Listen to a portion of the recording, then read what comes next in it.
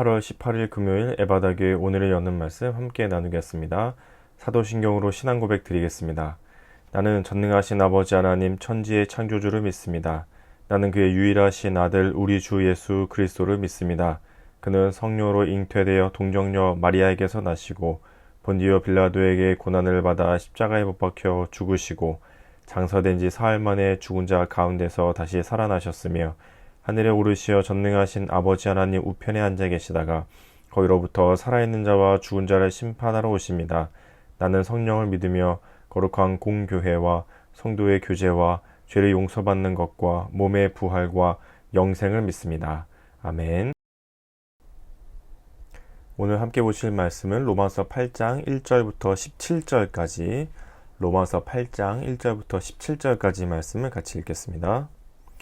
그러므로 이제 그리스도 예수 안에 있는 자에게는 결코 정죄함이 없나니 이는 그리스도 예수 안에 있는 생명의 성령의 법이 죄와 사망의 법에서 너를 해방하였습니다.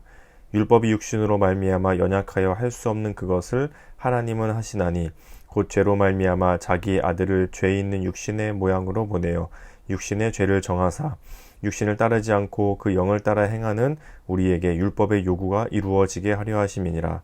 육신을 따르는 자는 육신의 일을, 영의 일을 따르는 자는 영의 일을 생각하나니 육신의 생각은 사망이요 영의 생각은 생명과 평안이니라.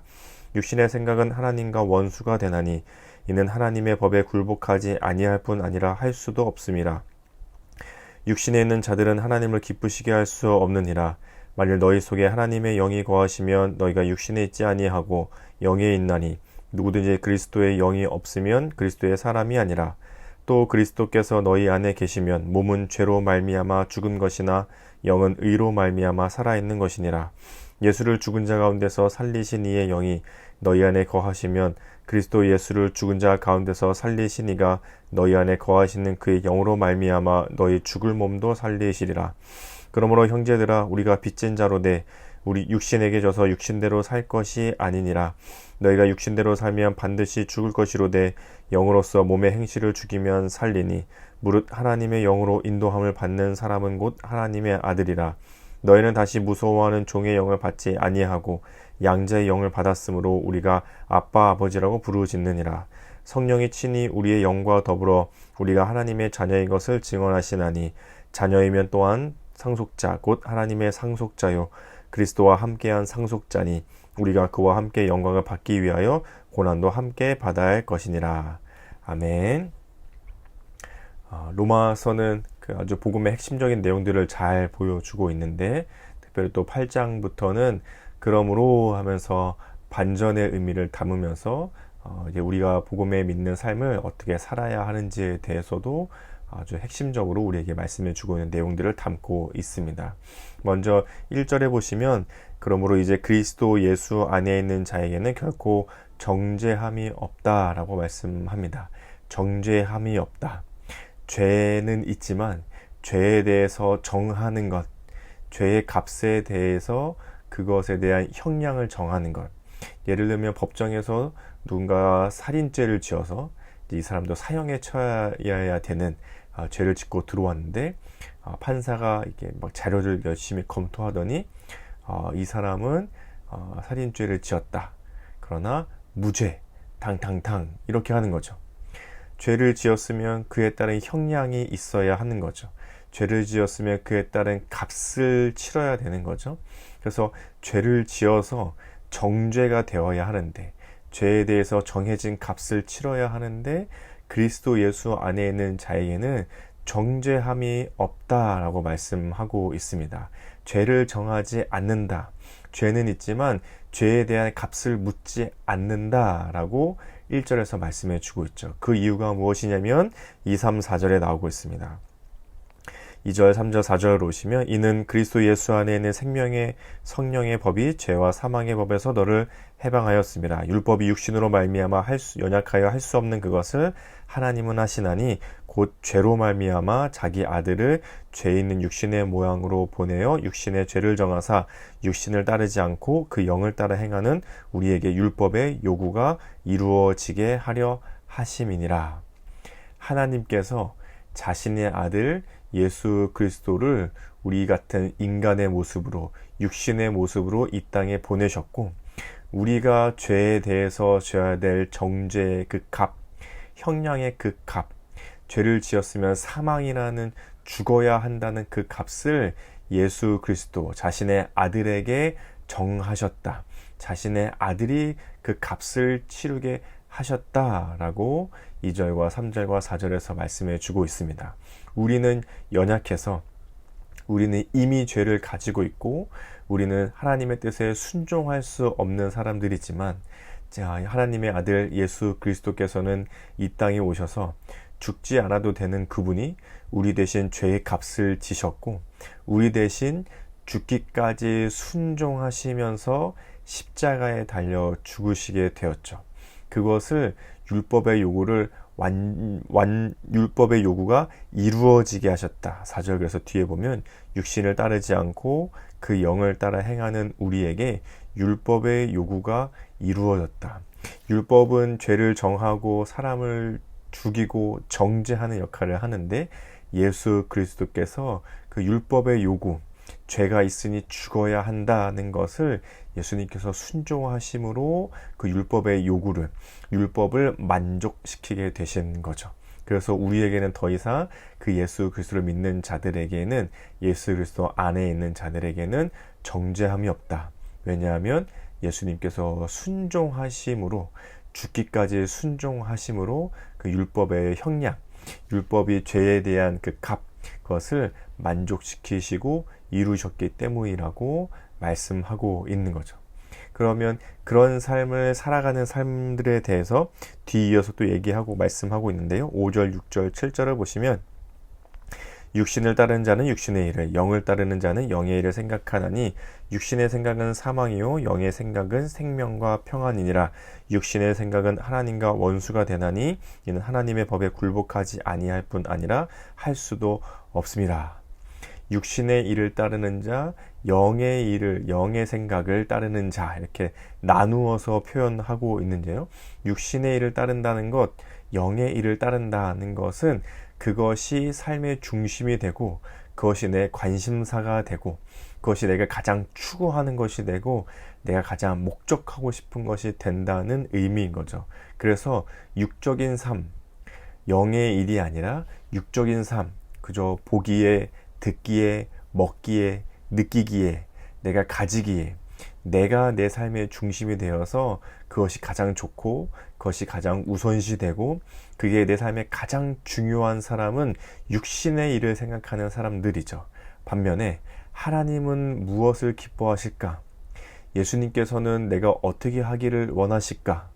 성령님께서는 지금 나와 어떤 마음으로 함께하고 계실까 하면서 하나님을 생각하고 예수님을 생각하고 성령님을 생각하면서 살아가는 삶은 영의 일을 생각하는 사람들, 영의 일을 쫓아가는 사람들이죠. 우리는 죄를 가지고 태어나기 때문에 누구나 다 죽어야 합니다. 그러나 예수님께서 십자가에 달려 죽기까지 순종하심으로 우리가 죽어야 할 모든 죄의 값을 다 대신 짊어지셨죠. 예수님께서 죽기까지 순종하심으로 율법의 요구를 다 이루셨습니다. 그것을 믿는 사람들은 더 이상 육신의 일이 아니라 영의 일을 생각하면서 살아가는 사람들이죠. 내가 중심이 되고, 내가 보기에, 듣기에, 먹기에, 느끼기에 내가 가지고 싶은 것이 내 삶에 가장 중요해 라고 살아가는 사람들이 아니라, 하나님이 중요하고 예수님이 중요하고 성령님이 중요한 것을 마음속에 품고 살아가는 사람들, 그것이 바로 영의 일을 생각하는 사람들, 예수 그리스도로 인해 정죄함이 없는 사람들이 살아가는 삶이죠. 그런데 그렇게 살아가도록 누가 도와주시는가? 12절, 13절, 14절을 읽어보시면, 그러므로 형제들아 우리가 빚진 자로 돼 육신에게 져서 육신대로 살 것이 아니니라. 너희가 육신대로 살면 반드시 죽을 것이로되 영으로서 몸의 행실을 죽이면 살리니 무릇 하나님의 영으로 인도함을 받는 사람은 곧 하나님의 아들이라. 우리가 육신의 일을 죽이고 영의 일, 즉 내가 좋아하는 것을 따라 살지 않고 하나님이 원하시는 삶을 살아가도록 누가 도와주시냐면 14절에서 하나님의 영으로 인도함을 받는 사람, 하나님의 영, 성령 하나님께서 우리 안에 계시면서 우리가 그렇게 살아갈 수 있도록 도와주시는 분이시죠. 우리의 힘으로 살아가는 것이 아닙니다. 우리의 의지대로 선택하는 것이 아니죠. 우리가 의지를 가지고 선택해서 하나님의 뜻대로 살아갈 수 있도록 내 안에 계신 성령님께서 도와주시게 되는 것입니다. 그런 삶을 살아가는 사람의 특징이 있는데 마지막 17절입니다. 자녀이면 또한 상속자 곧 하나님의 상속자요 그리스도와 함께한 상속자니 우리가 그와 함께 영광을 받기 위하여 고난도 함께 받아야 할 것이니라. 그런 영의 일을 따라가는 사람들, 성령의 인도하심을 따라 영의 일을 추구하며 영의 일을 생각하며 살아가는 사람은 영광도 있고 고난도 함께 있는 삶을 살아가게 됩니다. 그러니 내 삶이 너무 편안하고 예수님으로 인한 고난이 없고 하나님으로 인한 고통이 없고 성령님으로 인한 어려움이 없이 그저 내 안주함과 내 삶의 만족함을 평안히 누리는 삶을 살아가고 있다면, 혹은 그것만을 위한 고통과 고난, 내가 더 가지지 못해서 고난스럽고 내가 더 채우지 못해서 고통스러운 삶을 살아가는 그런 삶만 있다면 우리의 삶을 한번 돌아보아야 하는 거죠. 영광만 있고 고난이 없는 삶, 하나님으로 인한 고난이 없는 삶은 영의 일을 따라가는 삶이 아닌 것입니다. 성경은 분명히 우리에게 말씀해 주고 계십니다. 육신의 일이 아니라 영의 일을 따라가는 사람, 성령님의 도우심을 따라 영의 일을 생각하며 살아가는 사람은 영광과 함께 고난도 받게 된다. 오늘의 말씀을 정리해보면 이렇게 될 것 같습니다. 우리는 모두 죄가 있지만 예수님께서 이 땅에 오셔서 이루신 모든 그 구원의 사역으로 인해 이젠 우리에게 정죄함이 없고 예수님께서 그 모든 것을 다 이루셨습니다. 그런 예수님을 믿는 사람들은 더 이상 육신의 일, 자기 만족과 자기의 추구함을 위해 살아가는 것이 아니라 하나님이, 예수님이, 성령님이 중요한 삶을 살아가게 됩니다. 그런데 우리에겐 그렇게 할 능력이 없기 때문에 성령님이 그렇게 살아갈 수 있도록 도와주시는 거죠. 그렇게 살아가는 삶에 나타나는 특징은 영광과 함께 고난이 함께 있는 삶입니다. 내 만족을 위해 사는 것이 아니라 하나님을 위해, 예수님을 위해 성령님의 인도하심을 따라 살아가다 보니 세상에서 부딪히게 되는 어려움과 고난의 삶이 있게 되죠. 그것이 아주 바르게 잘 살아가고 있는 삶입니다. 그리고 그렇게 살아갈 수 있도록 성령님께서 오늘 하루도 우리를 도와주실 것입니다. 내 만족, 내가 하고 싶은 거, 나만 누리는 위해 삶을 살아가는 것이 아니라 하나님을 위한 삶은 무엇일까? 예수님이 더 기뻐하시는 삶은 무엇일까?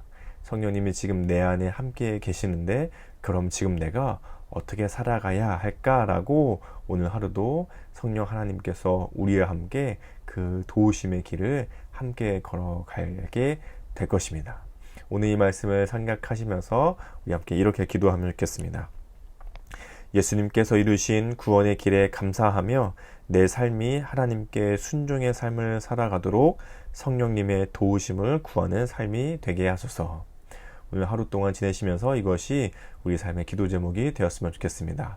우리 가정과 교회와 나라 세계를 위해서는, 가정을 위해서는 서로를 존중하고 순종하며 예수님의 모습을 따라가는 가정 되게 하소서.